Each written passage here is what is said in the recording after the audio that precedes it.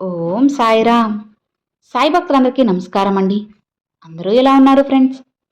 మన సాయినాథుని దయ వల్ల అందరూ బాగుండాలని మనస్ఫూర్తిగా కోరుకుంటూ ఈరోజు ఈ వీడియోనైతే స్టార్ట్ చేస్తున్నాను. ఇక ఈరోజు వీడియోలో బాబాగారు ఎలాంటి సందేశాన్ని తీసుకొచ్చారంటే, తల్లి, నువ్వు నా దగ్గర పెట్టిన ప్రార్థనలన్నిటిలో మొదటి ప్రార్థన అనేది ఈ రాత్రికే నెరవేరబోతుంది. నీ తండ్రిని నమ్మి, నీ సాయి తండ్రిపై నమ్మకంతో జాగ్రత్తగా ఇది వింటే అన్నీ కూడా నీకు అర్థమవుతాయమ్మా. ఇక ఏమాత్రం కూడా నిర్లక్ష్యం చేయకుండా వెంటనే నీ బాబా చెప్పేది విను, హాయిగా నిద్రిస్తావు అని బాబాగారితో చెప్తున్నారండి. మరి బాబాగారు మనకేం చెప్పబోతున్నారో, ఎలాంటి సందేశాన్ని అందించబోతున్నారో ఇలా ప్రతి ఒక్కటి కూడా స్వయంగా మన సాయి తండ్రి మాటల్లోనే విందామా? బాబాగారు ఏం చెప్తున్నారు అంటే, బిడ్డా, ఇప్పటి వరకు నువ్వు నా దగ్గర ఎన్నో ప్రార్థనలు పెట్టావు కదా. ఇక వాటిల్లో అతి ముఖ్యమైన ప్రార్థన ఈ రాత్రికి నెరవేరబోతుందమ్మా. అన్నిటినీ నేను నెరవేర్చబోతున్నాను. అందుకే నీకైన ఈ సందేశాన్ని నీకోసంగా తీసుకొచ్చాను. జాగ్రత్తగా చివరి వరకు వింటే నువ్వే ఆనందిస్తావు తల్లి. నీ బాబా మాటల వెనుక ఉన్న ఆంతర్యం ఏమిటో నీకే అర్థమవుతుంది. కాబట్టి పూర్తిగా విను. తప్పకుండా నువ్వు నాకు ఆఖరిలో ధన్యవాదములు చెప్పే తీరుతావు. ఇది పొల్లుపోదమ్మా. ఇప్పుడు నువ్వు ఎన్నో రోజులుగా నన్ను మొక్కుతూనే ఉన్నావు కదా. ఎన్నో ప్రార్థనలు పెట్టావు. ఇక అందులో మొదటిది, నీకు అత్యంత ముఖ్యమైనది, నీకు జరగాల్సింది, నీకు ఇష్టమైనది, అలానే ఎన్నో రోజుల నుంచి, నెలల నుంచి నువ్వు జరగాలి అని నా దగ్గర వేడుకుంటున్నా మొదటి కోరిక నెరవేరబోతుంది. ఇక నీకున్న దిగులంతా కూడా ఈ ఒక్క విషయం గురించే కదా. ఇక అది తీరి నీ మనసు కుదుట పడుతుంది. నీ సాయి చెప్పే మాటలు కాస్త మనసులో పెట్టుకో. ఎట్టి పరిస్థితుల్లో కూడా అశ్రద్ధ చేయదు తల్లి. ఏదైనా సరే అమ్మా, ఒక విషయానికైనా ఒక మనిషికైనా నువ్వు మర్యాద ఇచ్చినప్పుడు నిన్ను వెతుక్కుంటూ మర్యాద వస్తుంది. దానికి తగ్గ ఫలితం కూడా తప్పకుండా వస్తుంది. దాని మూలంగానే ఇప్పుడు నేనే నీకు ఈ విషయం చెబుతున్నాను. ఎన్నో ప్రార్థనలు మొక్కిన నువ్వు ఎన్నో రోజుల నుంచి జరగాలి అనుకున్న విషయం జరగబోతుంది. ఇది అక్షర సత్యమమ్మా. నీ అతిపెద్ద కోరిక, ముఖ్యమైన కోరిక నెరవేరబోతుంది తల్లి. నువ్వు కోరుకున్న ఆశ పూర్తిగా నెరవేరి నువ్వు ఎంతో నీ మనసు పులకించేలా ఉండబోతుంది. ఇన్ని రోజులు నీ జీవితం ఎలా ఉంటుందో, అసలు నా కోరిక తీరుతుందా లేదా, నేను అనుకున్నది జరగకుండా ఉంటుందేమో, నా జీవితం చిక్కుల్లో ఉండిపోతుందేమో, పడిపోతుందేమో అని ఆందోళన పడ్డావు కదా. ఇక అదంతా వదిలేసే. నీ మనసుని గాయపరుచుకున్నదంతా చాలమ్మా. ఇప్పుడు చెప్పు, నీ మనసుని గాయపరుచుకొని ఏం సాధించావు? నీ మనసుని బాధ పెట్టుకొని నిన్ను నువ్వు శిక్షించుకుంటున్నావు తప్పితే దానికి పరిష్కారం ఏంటి? ఈ చిక్కు నుంచి బయటపడే దారి ఏది అని ఎప్పుడైనా ఆలోచించావా? మనిషికి, శరీరానికి ఎన్నో దెబ్బలు తగిలితే మందు పూసి సరిచేసుకోవచ్చు. అదే మనసుకి గాయమైనా, మనసు చెడిపోయినా, మనసు పాడైనా అది మళ్ళీ అతికించలేవు కదా. దాన్ని బాగు చేసుకున్నడం ఎంతో కష్టం. అవును కదమ్మా.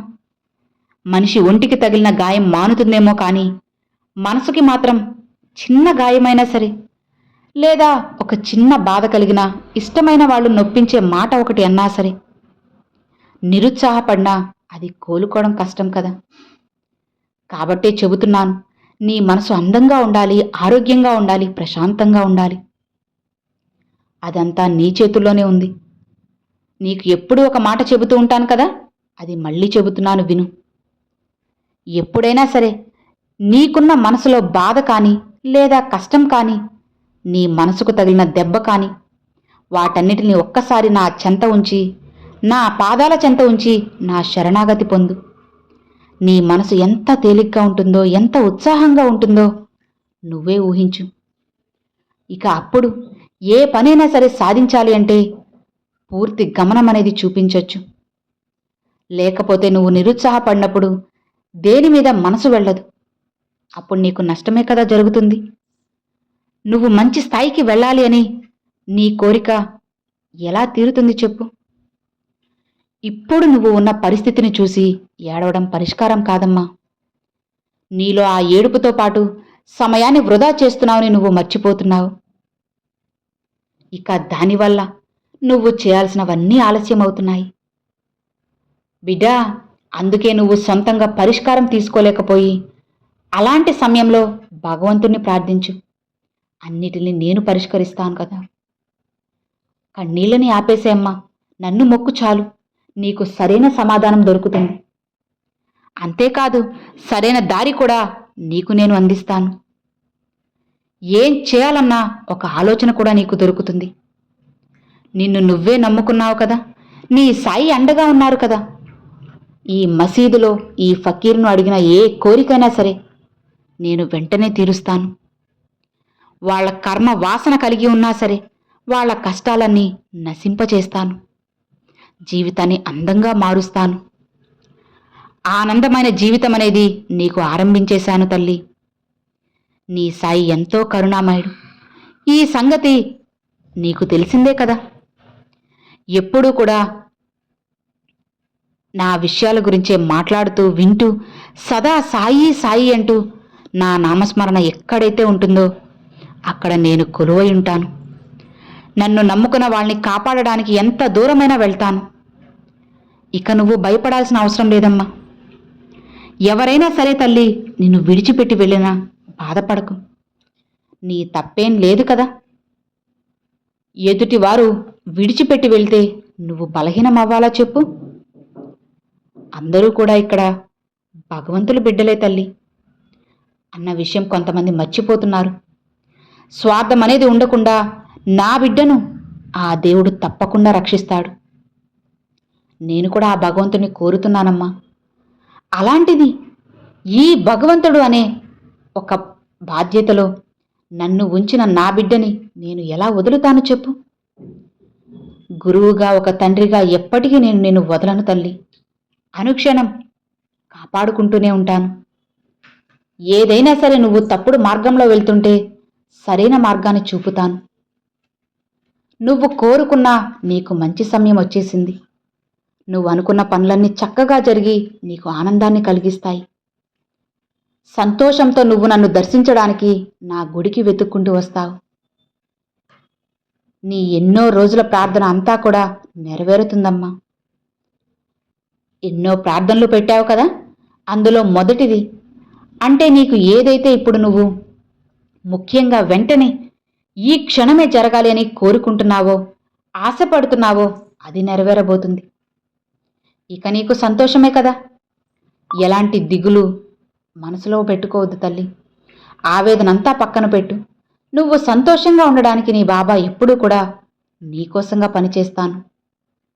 నువ్వు ఎక్కడ ఉన్నా, ఎలా ఉన్నా, ఎట్టి పరిస్థితుల్లో ఉన్నా సాయి అని ఒక్కసారి నీ నోటి నుంచి నా మాట నా నామాన్ని రానివ్వు.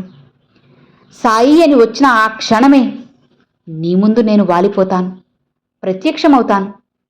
నీ కష్టాన్ని తీర్చడానికి ఎప్పుడూ కూడా నీ బాబా ముందే ఉంటారు తల్లి. కొండంత అండగా నీకు రక్షణ కవచంలా నీ బాబా నీతో ఉండగా నీకు భయమెందుకు చెప్పు? దేనికి కూడా భయపడద్దమ్మా, కంగారు పడకు. నీ బాబా నీ ముందుకు వచ్చి ఎన్నో రోజుల నుంచి నువ్వు పడుతున్న బాధలన్నిటికీ కూడా ముగింపు అనేది తీసుకొచ్చేశాను. ఇక నువ్వు ఏమాత్రం కూడా కంగారు పడాల్సిన అవసరం లేదు తల్లి. భయపడాల్సిన అవసరం అంతకన్నా లేదమ్మా. సంతోషంగా ముందుకు వెళ్ళావు అంటే నీ జీవితంలో ఉన్న కష్టాలు, బాధలు, సమస్యలు అన్నిటినీ కూడా నేను నెరవేర్చబోతున్నాను. నెరవేర్చి నీ జీవితాన్ని మంచిగా, సంతోషంగా మార్చబోతున్నాను. నీ తండ్రిపై నీకు నమ్మకం ఉంది కదా, నీ తండ్రిని నువ్వు నమ్ముతున్నావు కదా. ఇక నువ్వు భయపడకు, అస్సలు బాధపడకు, సంతోషంగా వెళ్ళు. అన్నిటిని నేను మారుస్తాను అని బాబాగారైతే చెప్తున్నారండి. సో విన్నారు కదండి, బాబాగారి దగ్గర మనం పెట్టే ప్రతి ప్రార్థన కూడా ఎప్పుడు కూడా వృధా కాదన్నమాట. ఏదో ఒక రూపంలో బాబాగారు మనకి అందిస్తూనే ఉంటారు. అలాంటిదే ఈ సందేశం కూడా. బాబాగారు చెప్పే మాటలు ఎప్పుడు కూడా వృధా కాదండి. జాగ్రత్తగా వింటే అన్నీ కూడా అర్థమవుతాయి. మరి ఈరోజు బాబాగారు పంపించిన ఈ మంచి సందేశం మీ అందరికి నచ్చింది అని అనుకుంటున్నాను. నచ్చితే ఒక చిన్న లైక్ చేయండి, మరికొంతమంది సాయి భక్తులకు షేర్ చేయండి. ఫస్ట్గా మన ఛానల్ చూసేవాళ్ళు సబ్స్క్రైబ్ చేసి సపోర్ట్ చేయండి friends. Thanks for watching. Om Sairam.